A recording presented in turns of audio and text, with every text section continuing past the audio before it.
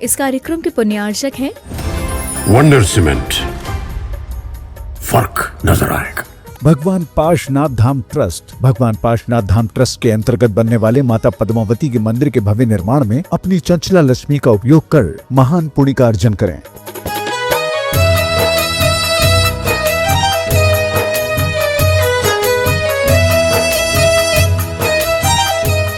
सर्वमंगल मांगल्यम सर्वकल्याणकारकम प्रधानम सर्वधर्माणां जैनम जयतु शासनम।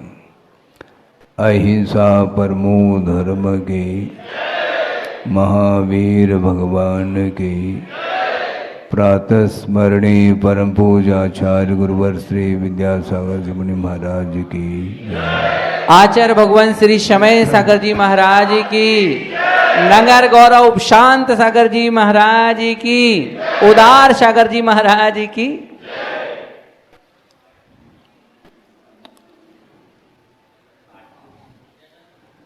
मुक्तागिरी सिद्ध क्षेत्र पास में ही है और सर्वप्रथम सन 80 में गुरुदेव वर्षा योग की स्थापना के लिए मुक्तागिरी की ओर विहार किया था और मुल्ताई होकर के पहुंचे थे। और भी बीच बीच में एक आध बार और आना हुआ। अभी छिंदवाड़ा से ही विहार करते हुए इधर आना हुआ है और सिद्ध क्षेत्र ज़्यादा दूर नहीं है। सामान्य और विशेष का बहुत बड़ा अंतर देखने को मिलता है। कहीं भी आप लोग रहते हैं किंतु भावों में जो पवित्रता आती है वह घर बैठे बैठे पवित्रता नहीं आती। जब जिनालय में आप लोग चले जाते हैं, प्रभु के समीप बैठ करके पूजन अर्चन अभिषेक आदि का भाव बना लेते हैं तो भावों में बहुत बड़ी पवित्रता आती है। हमें पूछना चाहते हैं, इस प्रकार के जो भावों में पवित्रता आती है क्या दुकान वगैरह में बैठ करके आ सकती है क्या? नहीं आती है। जहाँ राग का वातावरण होता है वहाँ पर प्रभु याद नहीं आते। भोजन करते समय भी प्रभु याद नहीं आते होंगे, किंतु उनके चरणों में जाने से उज्जवल परिणाम होते हैं। ये किसका परिणाम है? वीतरागता का परिणाम है। इसी प्रकार सिद्ध क्षेत्र मुक्तागिरी, जहाँ से कितने सिद्ध हुए हैं?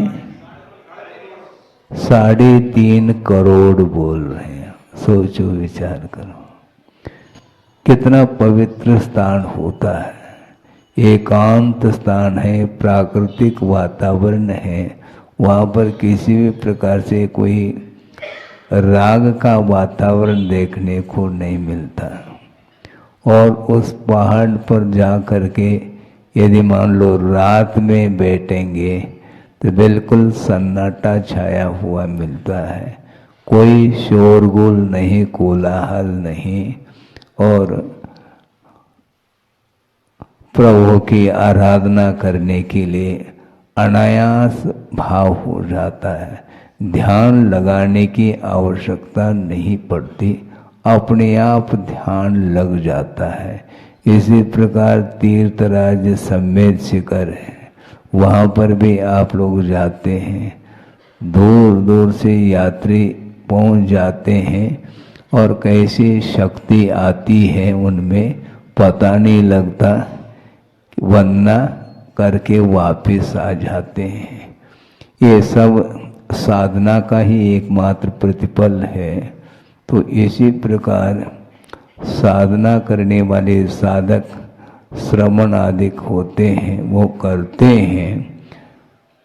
और आप लोग भी अपनी शक्ति के अनुरूप प्रभु की आराधना करें, क्योंकि सबसे महत्वपूर्ण या दुर्लभतम वस्तु है तो सम्यक दर्शन है, श्रद्धान है।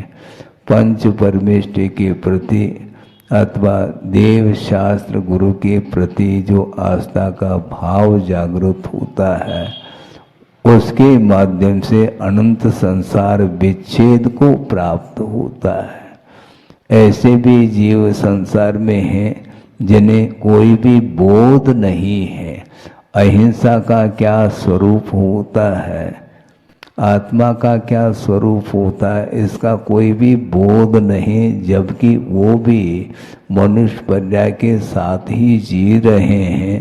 इसके बाद भी हिंसा के विषय में कोई भी उन्हें जानकारी नहीं, और अज्ञान के कारण नहीं करने योग्य भी वह कार्य करते चले जाते हैं। तो इस प्रकार निंदनीय कुल में जो पैदा होता है वह पाप के कारण ही होता है। जिसने जीवन भर पाप का अर्जन किया है उसके लिए उच्च कुल प्राप्त नहीं हो सकता। और आप लोगों का इतना तीव्र पुण्य समझता हूँ, उच्च कुल में जैन कुल में पैदा हुए हैं, जिस कुल से प्रभु बनने की क्षमता प्राप्त होती है। हाँ, बहुत सारे कुल हैं लेकिन उनका मिलना नहीं मिलना बराबर सिद्ध होता है। और जैन कुल में आर्यखंड में और उसमें भी देव या शास्त्र गुरु का समागम जिन्हें प्राप्त हो जाता है, उनका अतीत का जो विशेष जो उन्होंने पुण्य का अर्जन किया होगा, प्रभु की आराधना की होगी, जिसके फलस्वरूप ये मनुष्य पर्याय मिल जाती है। अब इसका सदुपयोग करिए। अभी आप लोग वेदी निर्माण के लिए और संत ये सब आपने भाव व्यक्त किए हैं। पुण्य के उदय में संपदा मिलती तो है, किंतु वो संपदा का सदुपयोग करने के लिए साथ से पुण्य के उदय की आवश्यकता पड़ती है। तब कहीं जा करके इस प्रकार के भाव हो जाते हैं। जनबिंब को स्थापित करने का भाव, जनालय निर्माण करने का जो भाव जागृत होता है, वह भवांतर से आया हुआ अर्जित जो पुण्य है वही काम करता रहता है। इसलिए आप जहाँ कहीं भी रहो, आप रह रहे हैं, अपने परिवार का जो पालन पोषण करना है, दायित्व है, कर्तव्य है, उस कर्तव्य को करते हुए कभी भी धर्म को भूलना नहीं चाहिए। हम छिंदवाड़ा से आ रहे थे, बार बार लगभग प्रतिदिन बैतुल वाले और मुल्ताई वाले महाराज बार बार वो निवेदन कर रहे थे कि ऐसा न हो कि मुल्ताई छूट न जाए। हमें ध्यान था भैया धीरे धीरे चल रहे हैं, जब पहुंचाएंगे देख लेना, जैसा भी भविष्य का कौन जानता है। लेकिन आज आ गए तो आप लोगों के भावों में वो उत्साह जागृत हुआ है। छोटा सा ग्राम है, इसके बाद भी छोटा हो या बड़ा हो, धर्म तो हमेशा बड़ा ही रहता है। आप कहीं भी रहो, जहाँ रहते हैं वहाँ बोलो 4 घर की भी यदि मान लो समाज है, तो तो वह समाज भले ही 4 घर की हो, किंतु धर्म तो हमेशा भी इतना धर्म होता है, उसकी आराधना करते हुए अपने जीवन को उन्नत बनाने का पुरुषार्थ करते हैं, बहुत ही जल्दी और इससे भी अच्छे अच्छे मोक्ष मार्ग की सामग्री प्राप्त हो सकती है। तो धर्म की आराधना करने से प्राप्त होती है, इसलिए जो पर्याय मिली है इसका सदुपयोग करना चाहिए। हाँ, पुण्य कर्म के उदय में अच्छी पर्याय मिलते हुए भी यदि मान लो गैर लाइन पकड़ लेता है तो उसका पुनः पतन होना प्रारंभ होता है। इसलिए उत्थान और पतन जो होता है वह क्रमशः पाप और पुण्य के आश्रित होता है। इसलिए अपने आत्मगत जो परिणाम है उनको उज्जवल बनाने का निरंतर पुरुषार्थ करें और अपने परिवार में छोटे छोटे जो बालक बालिकाएं हैं उनके ऊपर भी धार्मिक संस्कार देने का पुरुषार्थ करते हैं। निश्चित रूप से अल्पकाल में सबका कल्याण हो सकता है। हो इस पवित्र भावना के साथ अहिंसा परमो धर्म की जय। ओम नमः सिद्धेभ्यः, ओम नमः सिद्धेभ्यः। नमः श्री वर्धमानाय निर्धूत कलिलात्मने सालोकानां त्रिलोकानां यद विद्या दर्पणायते। अहिंसा परमो धर्म की, महावीर भगवान की।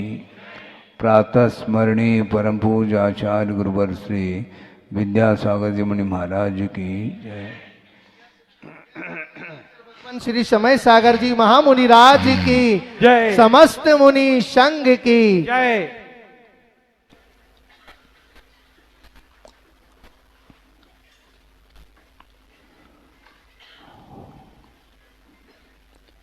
कर्म का बंध अपने आत्मगत परिणामों के द्वारा होता है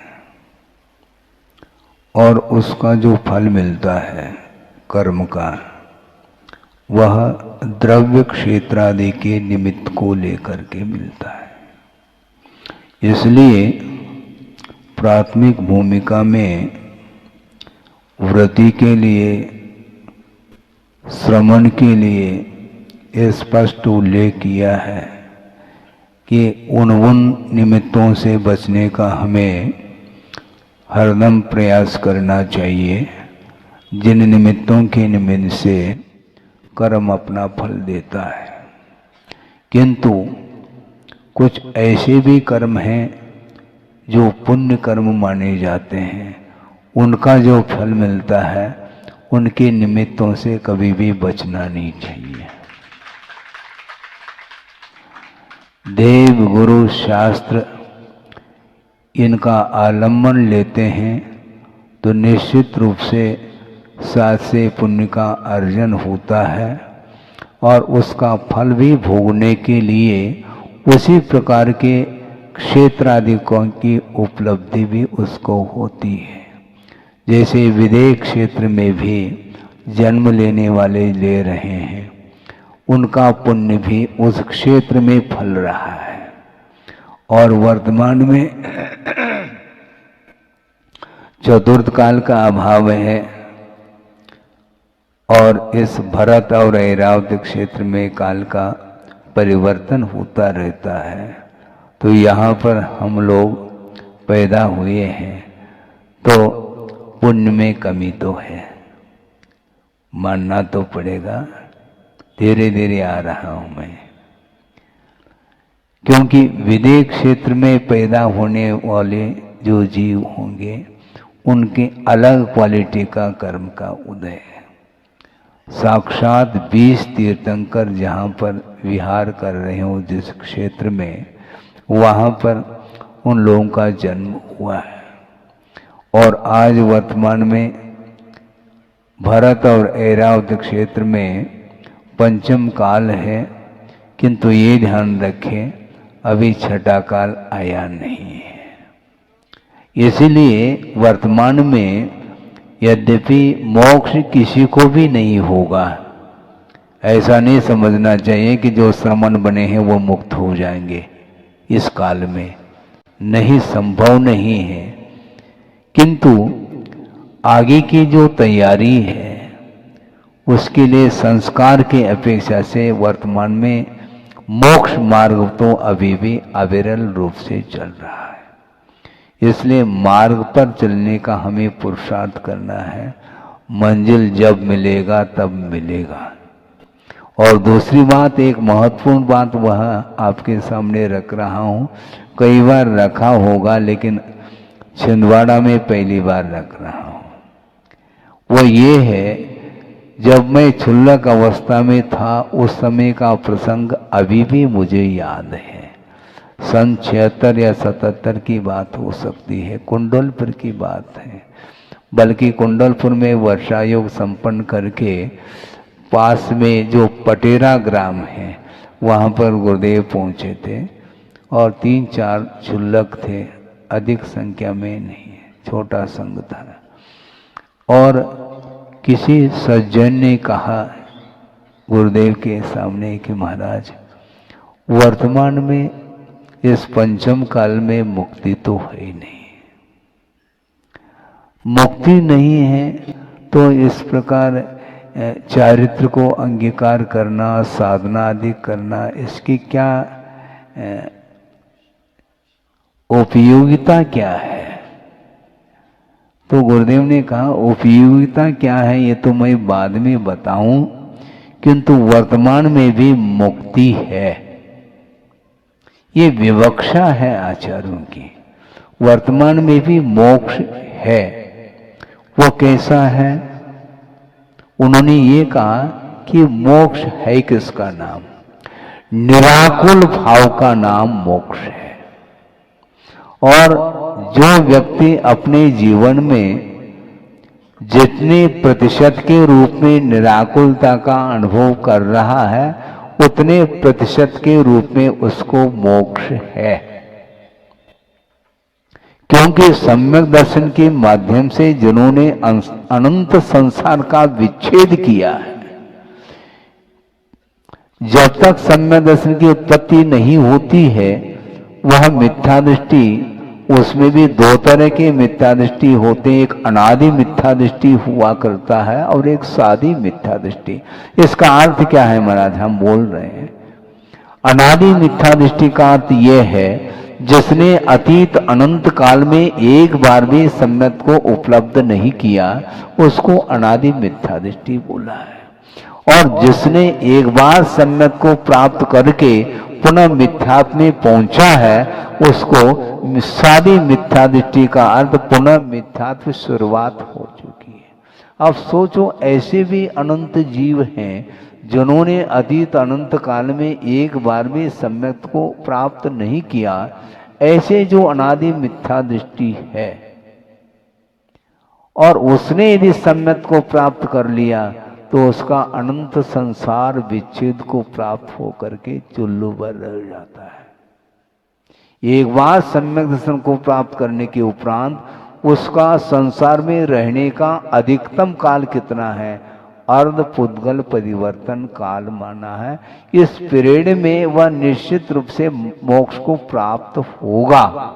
तो ऐसे स्थिति में यदि आप लोगों ने एक बार सम्यक को प्राप्त कर लिया है ऐसा मान के चलते हैं तो निश्चित रूप से मुक्ति अनिवार्य है।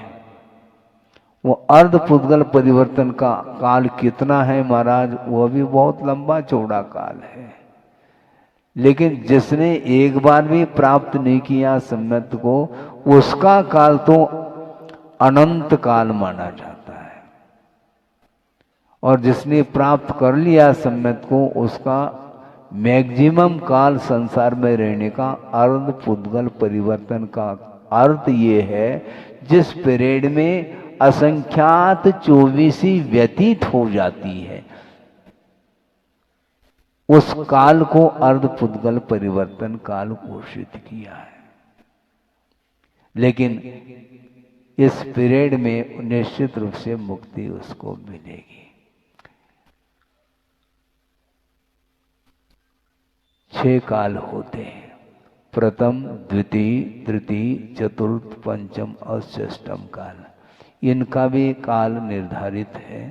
प्रथम काल का पीरियड कितना है? 4 कोड़ा कोड़ी सागर। महाराज फिर एक बात आ गई, कोड़ा कोड़ी किसको बोले? 1 करोड़ को 1 करोड़ से गुना करने पर जो गुणनफल आता है उसका नाम 1 कोड़ा कोड़ी, और इसमें सागर और जुड़ा हुआ है, जबलपुर नहीं। सागर, सागर का एक अलग ही वह गणितीय विषय है, वह बिल्कुल ऊपर से चला जाएगा आपको। वह भी विषय आया है, अलौकिक गणित है, वहां तक हम नहीं जाना चाहते। किंतु 1 करोड़ से 1 करोड़ को गुना करने से जो 1 कोड़ा कोड़ी की संख्या आती है, तो ऐसे 4 कोड़ा कोड़ी सागर प्रमाण, सागर जुड़ा हुआ है, मात्र वर्ष नहीं, 4 कोड़ा कोड़ी सागर प्रमाण ये प्रथम काल माना जाता है। द्वितीय काल, द्वितीय काल 3 कोड़ा कोड़ी सागर, 4 और 3 7 कोड़ा कोड़ी सागर है। और तृतीय काल 2 कोड़ा कोड़ी सागर, 7 और 2 9 कोड़ा कोड़ी सागर हो गया। और चतुर्थ काल कितना है? 42,000 कम 1 कोड़ा कोड़ी सागर प्रमाण। और पंचम और छठा काल का जो काल है वह 21 हजार वर्ष प्रमाण, सागर नहीं जुड़ा। तो इस प्रकार षष्ठम, पंचम और चतुर्थ काल मिलाकर के 1 कोड़ा कोड़ी सागर, और वो 9 कोड़ा कोड़ी सागर, इस प्रकार 10 कोड़ा कोड़ी सागर प्रमाण अवसर्पिणी का काल है। और इतना ही उत्सर्पिणी का काल है। तो 2 कोड़ा कोड़ी सागर प्रमाण जो काल है उसका नाम एक कल्प काल है। हाँ, 20 कोड़ा कोड़ी सागर का नाम एक कल्प काल है, जिसमें 2 चौबीसी होती हैं केवल। क्योंकि 10 कोड़ा कोड़ी में एक बार चतुर्थ काल आता है उत्सर्पिणी संबंधी, इसी प्रकार अवसर्पिणी संबंधी। तो 2 बार चतुर्थ काल आता है एक कल्प काल में, जिसमें 2 चौबीसी होती हैं। ऐसे असंख्यात चौबीसी जिस काल में व्यतीत हो उसका नाम अर्ध पुद्गल परिवर्तन, क्या कहा, फिर से कहूं? हाँ, एक कल्प काल में 2 चौबीसी व्यतीत होती है। ऐसे असंख्यात चौबीसी जिस काल में व्यतीत हो उसका नाम एक अर्ध पुद्गल परिवर्तन काल माना जाता है। इतना काल मैक्सिमम काल है, जिसने एक बार सम्यक्त को प्राप्त कर लिया है उसका संसार में रहने का अधिकतम काल इतना है। नहीं है तो वह उसी भव में मुक्त भी हो जाएगा। अब सोचो, लेकिन इतना जो काल है अर्ध पुद्गल परिवर्तन काल, यह भी चुल्लू भर इसलिए कहा क्योंकि अनंत संसार का विच्छेद किया है जिसने सम्यक रूप परिणाम के द्वारा। इसलिए बहुत दुर्लभ वस्तु है सम्यक, और जिसने मांडो सम्यक को प्राप्त कर लिया है वो निहाल हो जाएगा, निश्चित रूप से उसको मुक्ति मिलेगी।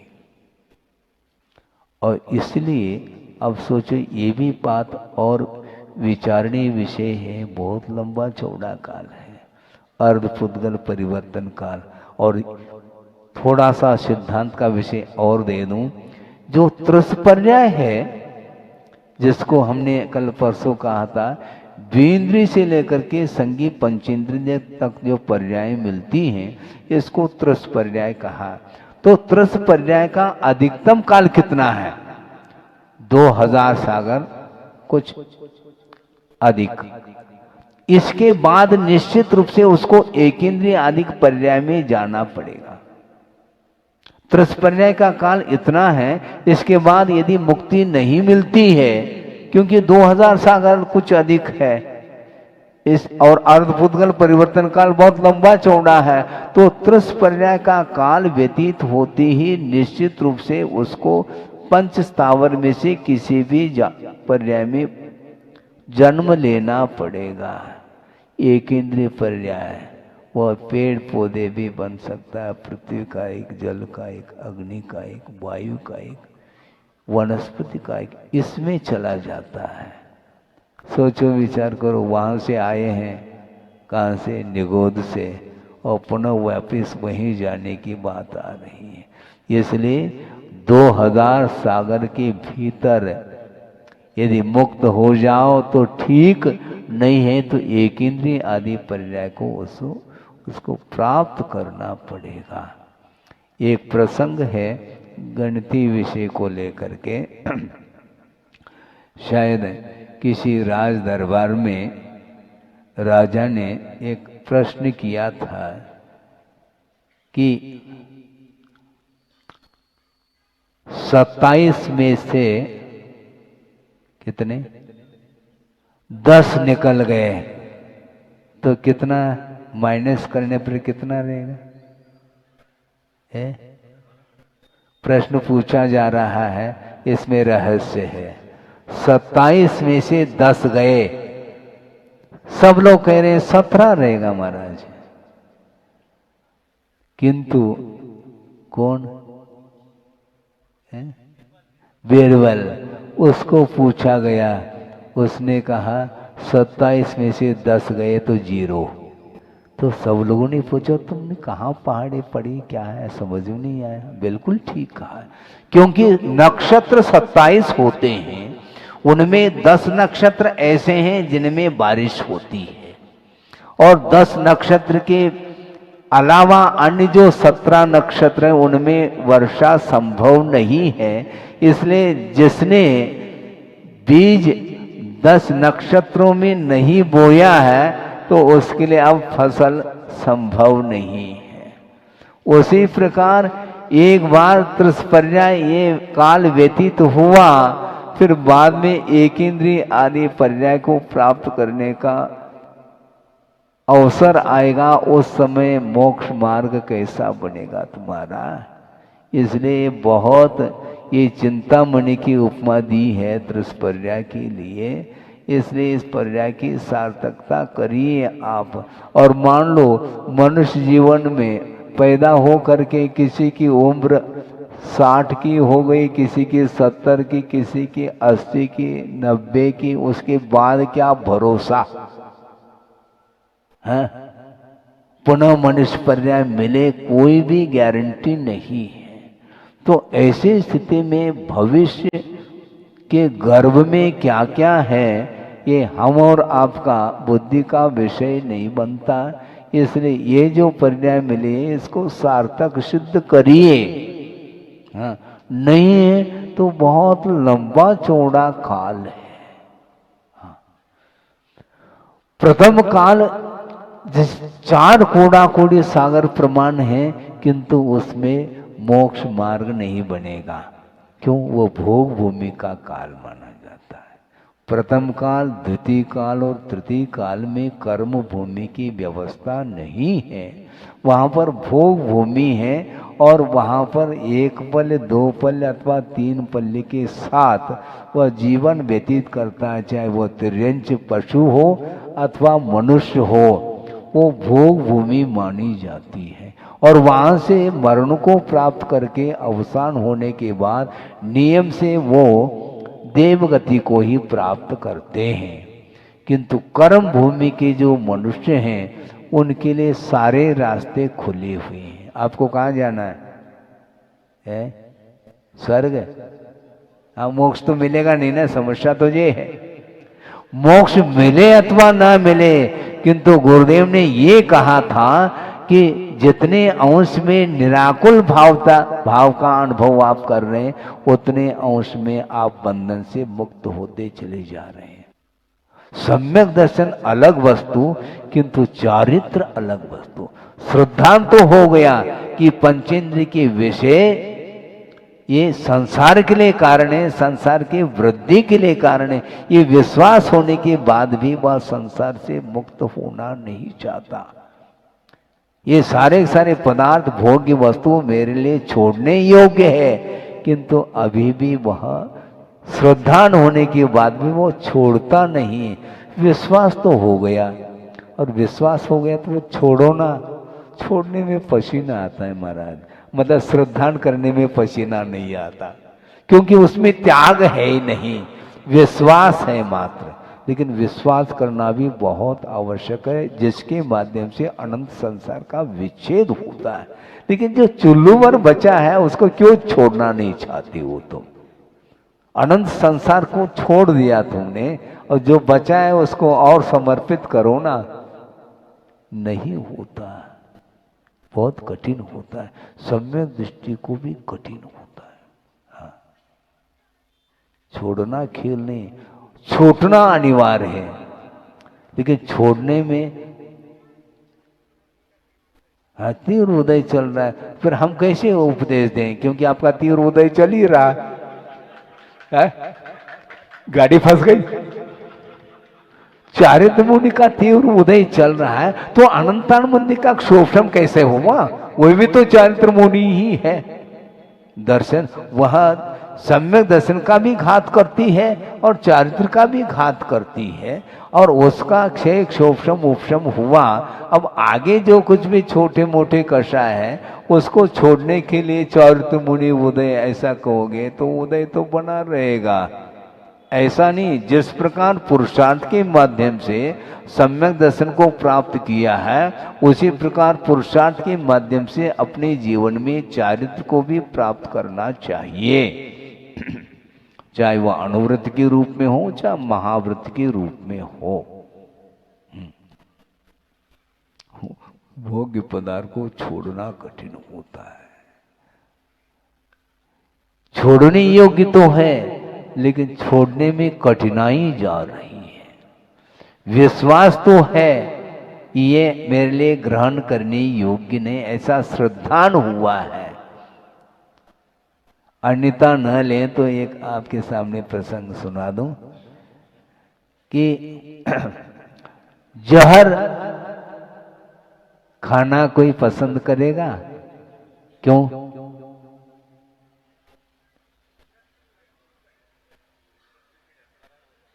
हाँ, मरण होगा उससे, ये विश्वास है कि नहीं?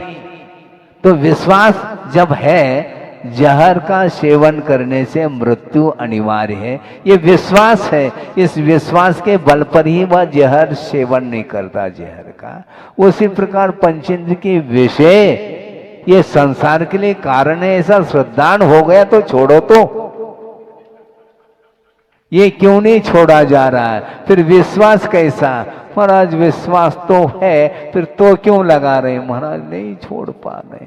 कोई बाधा नहीं, प्रतिशत के रूप में छोड़ो। छोड़ना पड़ेगा आपको।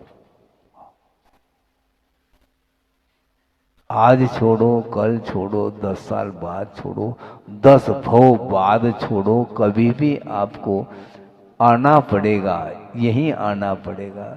देव गुरु शास्त्र के चरणों में ही समर्पित करना पड़ेगा। उसके माध्यम से ही कल्याण होने वाला है। 10 बज चुका है, आध घंटा तो हो गया है। आगे का कार्यक्रम देव भी 2-5 मिनट का होना है, वह भी आवश्यक है बता रहे हैं, तो इसलिए उनके लिए हम समय दे रहे हैं। इसलिए इतना ही पर्याप्त समझता हूँ कि ये सम्यक दर्शन अत्यंत दुर्लभ वस्तु है, और एक बार जिसने प्राप्त कर लिया उसको निश्चित रूप से मुक्ति मिलेगी। चाहे वह विलंब से मिले अथवा जल्दी मिले, ये अलग विषय है, किंतु देव गुरु शास्त्र के प्रति श्रद्धान करने के उपरांत उसका वह पुरुषार्थ खाली नहीं जा सकता। निश्चित रूप से अपने जीवन में कभी न कभी वह चारित्र को अंगीकार करके मोक्ष का पात्र बन सकता है। बने इस पवित्र भावना के साथ। अहिंसा परमो धर्म की जय। एक बहुत महत्वपूर्ण विषय दिया है, वह ये है, चाहे वो लौकिक संबंधी कार्य हो अथवा परमार्थ संबंधी कार्य हो, इन दोनों कार्यों के लिए कारण की बड़ी आवश्यकता होती है। बिना कारण के कोई भी कार्य संपादित नहीं होता, और वह कारण भी दो प्रकार का होता है, एक निमित्त कारण के रूप में और एक उपादान कारण के रूप में। उपादान का अर्थ क्या है, इसको भी स्पष्ट कर रहा हूं कि जो कार्य स्वयं में होता है उसका नाम उपादान हुआ करता है, जिसको योग्यता बोलते हैं। कारण सदृशम कार्यम ऐसा कहा है, और एक कदम आगे बढ़ करके और स्पष्ट किया कि उपादान कारण सदृशम कार्यम, और उपादान में भी योग्य उपादान। बहुत सारी बातें हो गई और निमित्त अलग है। एक छोटे से दृष्टांत से इसको स्पष्ट किया जा सकता है और किया भी है आगम में, कि घट का निर्माण किससे होता है। मिट्टी से घट की उत्पत्ति होती है, वह स्वयं मिट्टी ही घट रूप में परिणमन करती है, इसलिए उसका यह उपादान कारण माना जाता है। और घट की उत्पत्ति में अन्यान्य जितने भी साधन हैं वे सारे सारे निमित्त के रूप में उपस्थित होते हैं। घट का निर्माण करने वाला कुम्हार होता है, कुंभम करोति इति कुंभकार, ऐसा कहा। जो कुंभ का निर्माण करता है वह कुंभकार माना जाता है, कुम्हार माना जाता है। वह एक निमित्त है। और भी निमित्त है कि नहीं? हाँ, बिल्कुल निमित्त है। कुम्हार मिट्टी लाता है, गधा खड़ा है और उस गधे के पीठ पर वो मिट्टी को लाद करके ले आ रहा है। गधा भी उसमें सहयोग दे रहा है और उस मिट्टी को घट रूप देना है तो उसको छानने की भी बड़ी आवश्यकता है। उसमें छोटे छोटे कंकर पत्थर अधिक होते हैं, उसको चालनी के माध्यम से छाना जाता है, तो वह चालनी भी उसमें निमित्त है, सहयोग प्रदान कर रही है। इसके बाद चाक चाहिए, नहीं चाहिए? कुम्हार का चाक, लेकिन चाक के नीचे कील होता है, वो भी आवश्यक है। ऐसा नहीं कि बिल्कुल कुम्हार के चाक को धरती पर रख दो, ऐसा नहीं होता। वो एक कील के आधार से वह चाक, और उसको घुमाने की बात है, डंडा भी आवश्यक है।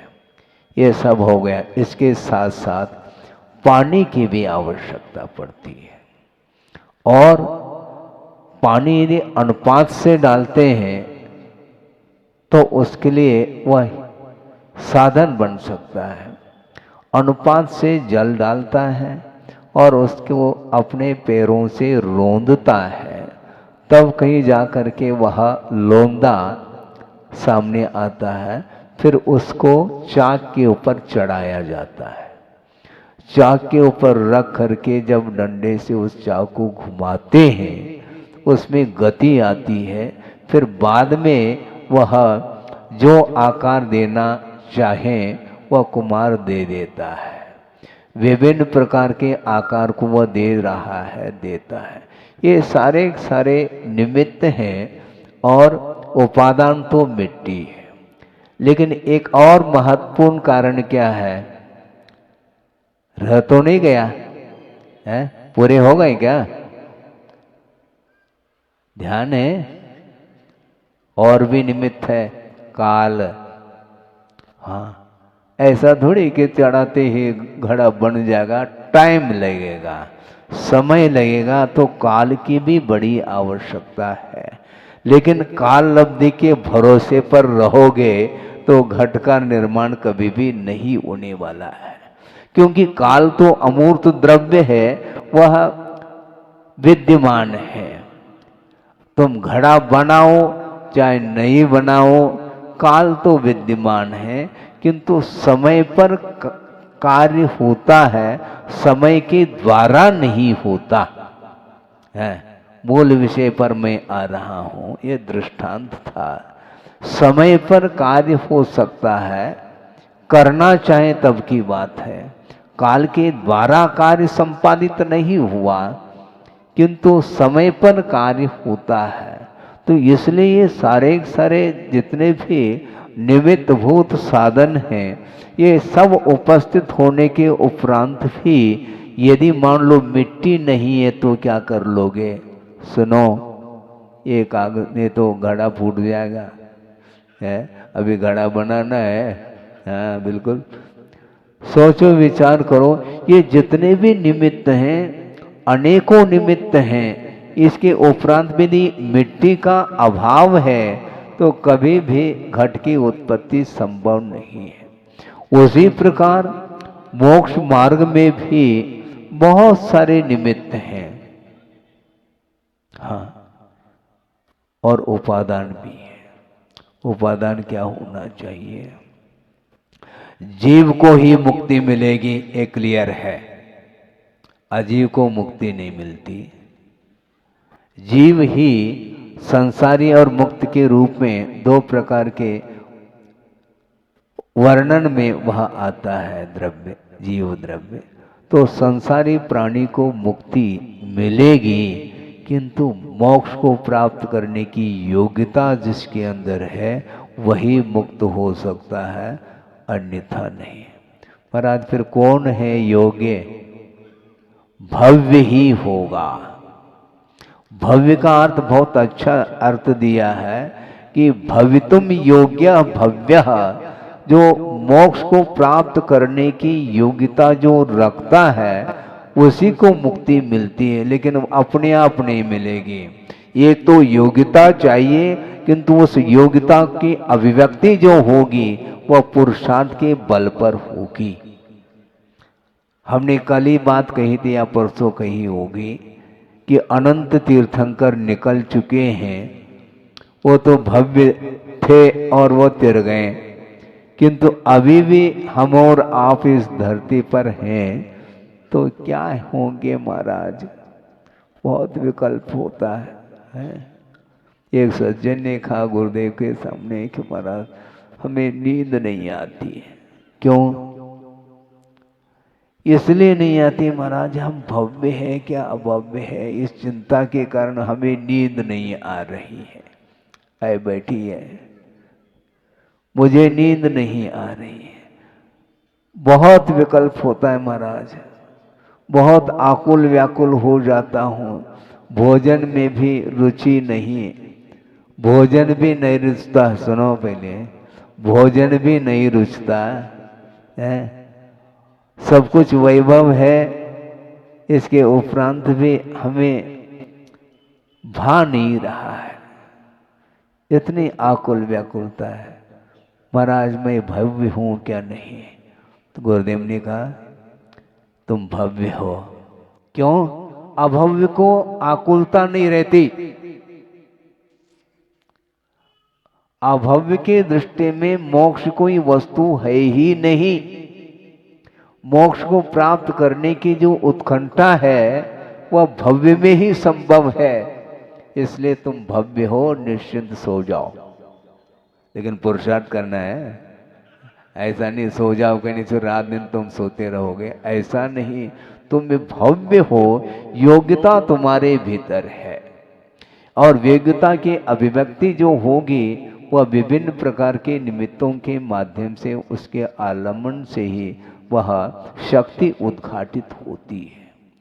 प्रभु बनने की शक्ति विद्यमान प्रत्येक जीव में है, और जो भव्य होता है वह पुरुषार्थ के माध्यम से उस केवल ज्ञान को उद्घाटित कर देता है। प्रत्येक जीव में वह है, किंतु वह केवल ज्ञान आवरणित है। ज्ञानावरणी कर्म के माध्यम से ज्ञान आवरणित हुआ है। उसको अनावरण करने की बात करो, चित्र का तो आप अनावरण कर रहे हो। केवल ज्ञान जो आवरणित है अनंत काल से, उसका अनावरण करने की बात करो। ये एक सप्ताह में अनावरण कर देते हैं और अगले सप्ताह तक उसमें उसके ऊपर पुनः आवरण आ जाता, पुनः अनावरण करते हैं, दीप प्रज्वलन करते हैं, करते कि नहीं? किंतु दीप प्रज्वलित एक बार हो जाए केवल ज्ञान रूपी ज्योति, फिर वह कभी भी बुझ नहीं पाएगी। केवल ज्ञान एक ऐसी ज्योति है जिसके माध्यम से पूरा का पूरा विश्व ही प्रतिबिंबित हो जाता है, प्रकाशित हो जाता है। इसके उपरांत भी प्रभु की दृष्टि उन पदार्थों की ओर नहीं जाती। जानने का उनके अंदर कोई विकल्प नहीं है, वह बिल्कुल निर्विकल्प है। विश्व को जानते हुए भी वो हर्ष और विषाद का अनुभव नहीं करते, किसी भी पदार्थ के प्रति उनका कोई आकर्षण नहीं होता। क्यों नहीं होता है?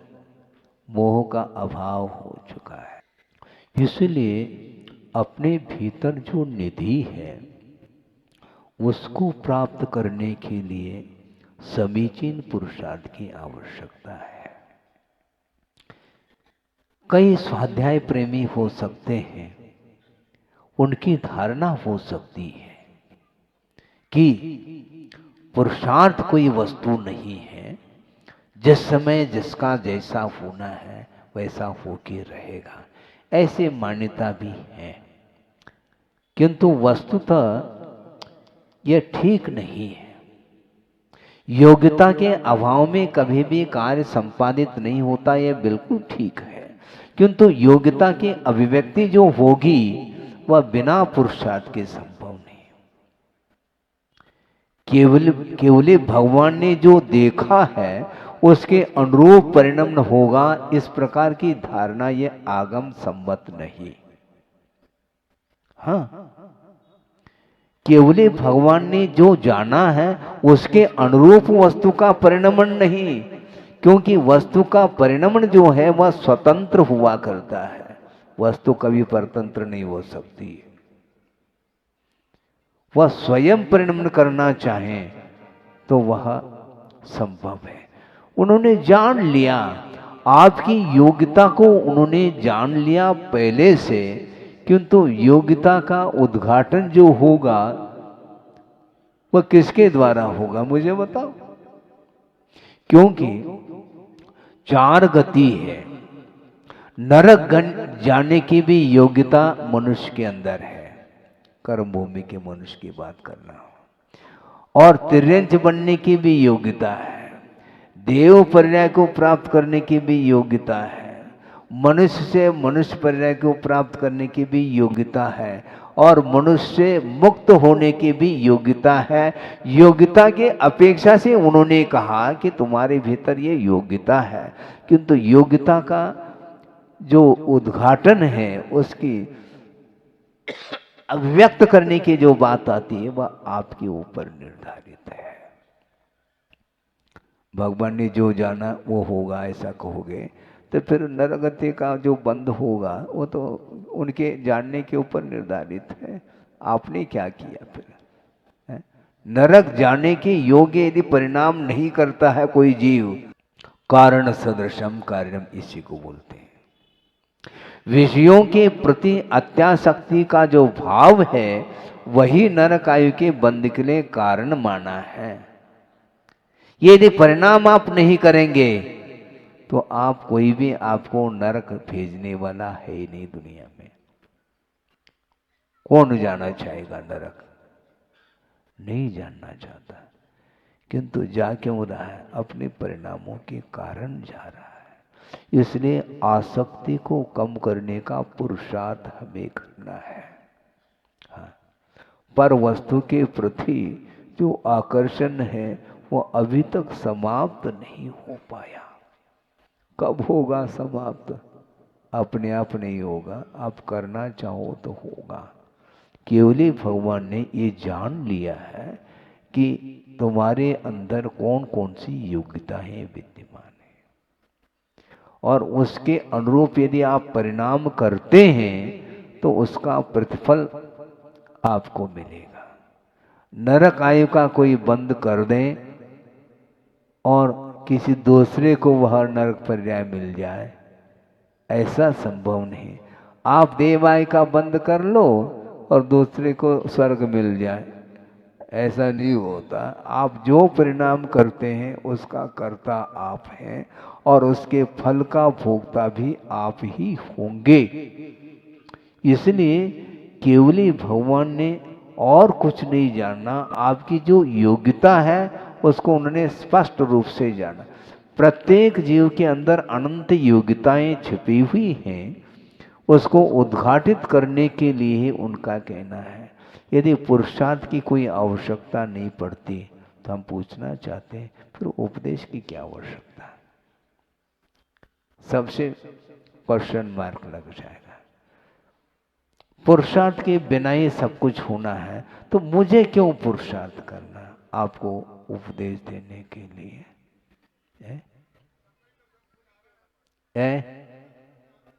हाँ, नहीं, योग्यता जिसकी जैसी योग्यता ऐसा बोलो ना, क्या दिक्कत है? ऐसा नहीं हो सकता है। कारण के बिना कार्य कभी भी संभव नहीं है। हाँ।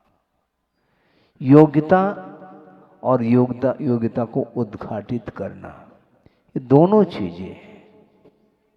हाँ, उसके बिना संभव ही नहीं। कुछ लोगों की धारणा हो सकती है कि महाराज ये तो निमित्त है, उपस्थित होते हैं। निमित्त उपस्थित होना अलग और संयोजना अलग है। बिना संयोजना के संभव नहीं। एक स्थान पर जो है ना, आप कुमार के चाक रख दो, एक तरफ डंडा रख दो, कुमार को एक तरफ खड़े कर दो, गधे को एक तरफ खड़े कर दो, एक घड़े में पानी ला करके रख दो, उपस्थित हो गए ना। नहीं बनेगा संयोजना। हाँ, वह संयोजक है कौन? कुमार। संयोजना वह करता है विधिवत, तब कहीं जाकर के वह घट का निर्माण उसके थ्रू होता है। और परिणमन करने की योग्यता उस मिट्टी में ही है। योग्यता के अभाव में संभव नहीं। कुमार के लिए किसी व्यक्ति ने कहा है हमें घड़े चाहिए। कितने? 10 चाहिए। अच्छी बात है, सुनो, रोचक है, सुनो, इधर उधर उपयोग मत करो। कितने? 10 घड़े चाहिए। हाँ 10। 10 क्यों, हम 50 देते हैं बना करके। लेकिन सामने वाला व्यक्ति कहता है कि हमें बालू रेत का घड़ा बना करके देना। हाँ, जो रेत है ना, बालू रेत, उसका घड़ा बना करके दे दो। तो कुमार ने भी चतुर थे, उन्होंने कहा बिल्कुल, आप कितने चाहते हैं? 10। 50 नहीं, और भी चाहो तो मैं बना करके दे दूंगा, किंतु एक मॉडल बना करके, एक नमूना ले आओ, उसके नमूने से उसी के अनुरूप में बना करके दे दूंगा। बात समझ में उनको आ गई। इसका अर्थ बालू रेत का घड़ा कभी भी बन नहीं सकता, न बनेगा। तो इसको बोलते हैं उपादान के बिना, योग्यता के बिना कभी भी कार्य संपादित नहीं होता है। हाँ, इसलिए पुण्यार्जन करने की कला सीखो। हाँ, 2 दिन हो गए या दूसरा तीसरा दिन है, पुण्यार्जन करो। हाँ, देव गुरु शास्त्र के प्रति समर्पण भाव जब आता है तो एकांत रूप से साथ से पुण्य का संचय करता चला जाता है, बल्कि निरपेक्ष भाव के साथ वह पुण्य संचित होता चला जाता है।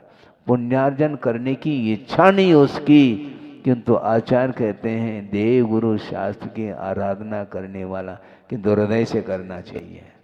तो उसके लिए नहीं चाहते हुए भी वह पुण्य संचित होता चला जाता है। हाँ, और गुरुदेव ने ये कहा था, आगम में भी कहा है कि पुण्य जो होता है वह जल होता है। पुण्य जल है और पाप मल है। मल को धोना है तो किससे धोगे मुझे बताओ आप? जल से। है भाषा समझ में आ रही कि नहीं? हमने सोचा कि आप लोगों की भाषा अलग होती है, क्योंकि मातृभाषा नहीं है ना, इसलिए हम बीच बीच में पूछते हैं कि समझ में आ रहा है क्या नहीं यार। तो अर्थ ये है कि पाप मल है और उस पाप रूपी मल को यदि धोना चाहो पुण्य रूपी जल के माध्यम से ही धोया जा सकता है। और आप लोग यहाँ पर सूर्योदय बनाने के लिए खड़े हैं और उसके माध्यम से जो जल संचित हो रहा है पुण्य रूपी जल, उसके माध्यम से ही अज्ञान दशा में अर्जित जो पाप है वह धोने में आएगा। इसलिए परस्परोपग्रहो जीवानाम कहा। प्रत्येक प्राणी मात्र के प्रति जो दया का भाव, करुणा का भाव रखता है, परोपकार का भाव रखता है, एक दूसरे के जीवन में सहयोग प्रदान करता है, वही व्यक्ति सुखी होता है। उसकी आत्मा भी सुखी हो सकती है। सुख के लिए इस प्रकार बल्कि गुरुदेव का बार बार कहना था कि सुखी होना चाहते हो, अपने जीवन में कष्ट आ जाए परवाह मत करो। ये कष्ट तो आते रहते हैं। अपने जीवन में मान लो दुख की घड़ी आती है, उस पर ध्यान नहीं दो, इससे भी ज़्यादा कोई दुखी हो सकता है, उसके लिए सहयोग दो तो स्वयं का दुख समाप्त हो सकता है। तो अपने आप के दुख को समाप्त करना चाहो तो अड़ोस पड़ोस के व्यक्ति के प्रति भी जा करके झांक करके देख लो, उसको कोई कमी तो नहीं है। समझने के लिए हॉस्पिटल में आप पहुंच जाते हैं, अपना कोई भी मेंबर है, मान लो रोगी पेशेंट है, वहाँ पर जा कर के उसके लिए बार बार पूछते हैं क्यों, कैसा है, आराम है क्या नहीं, कैसा लग रहा आदि आदि। किंतु बहुत सारे और भी पेशेंट्स हैं, उन वहाँ पर जा कर के कभी देखा नहीं, देखना चाहिए।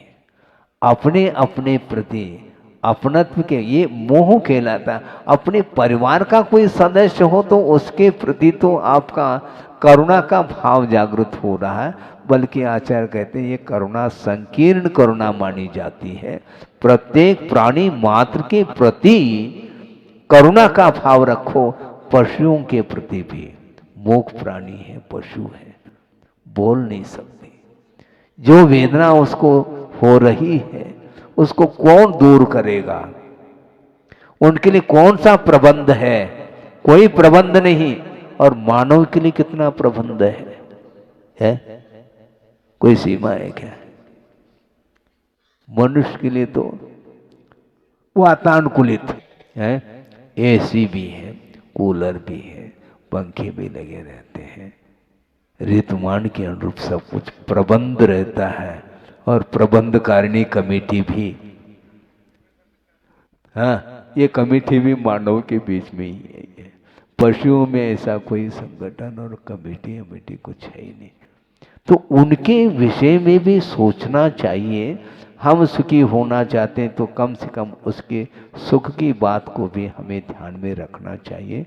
इसके मध्य जो कल्याण होता है, बहुत सारा विषय है जो समयाभाव के कारण इतना आपके सामने रखा है। और कोई भी 2 मिनट में जो यहाँ पर कोई विशेष व्यक्ति आए हैं ऐसा लग रहा है, इसलिए उनके विषय में भी कोई यहाँ पर आकर के जो औपचारिकता होगी उसको भी आप पूर्ण करेंगे। तो मैं इतना ही पर्याप्त समझता हुआ इस विषय को पूर्ण करता हूँ। अहिंसा परमो धर्म की जय। इस कार्यक्रम के पुण्यार्चक थे वंडर सीमेंट, फर्क नजर आएगा। भगवान पाशनाथ धाम ट्रस्ट भगवान पाशनाथ धाम ट्रस्ट के अंतर्गत बनने वाले माता पद्मावती के मंदिर के भव्य निर्माण में अपनी चंचला लक्ष्मी का उपयोग कर महान पुण्य का अर्जन करें।